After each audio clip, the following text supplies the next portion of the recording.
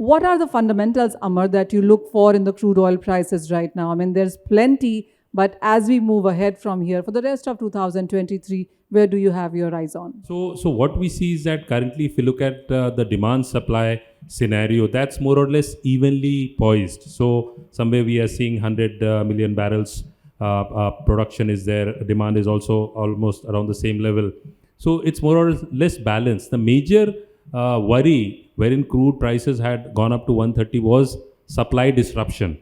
So, but Russia managed and manages to produce crude oil. So if you look at the way it is producing almost 11 million barrels, it's still able to produce.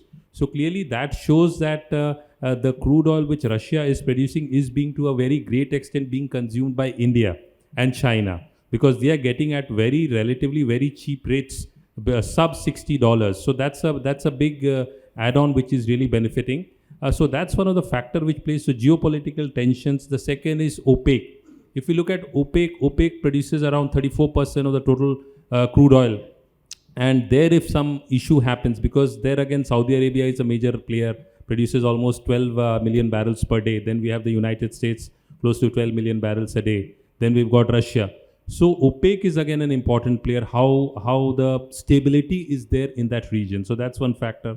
Apart from that, there is supply disruption. So if supply disruptions happens, so we had one recent event where the Suez Canal, there was a major tanker that was blocked. So supply, because it's all about the supply network and supply chain. So how that's playing out, that's again something which is very important. And then I would say the hurricane season also plays an important role during the, I would say, when we have in the US. So that has an important role there. And apart from that, the US dollar, because all these are dollar denominated currencies, so they have an impact there. So these are some key factors which play upon crude oil.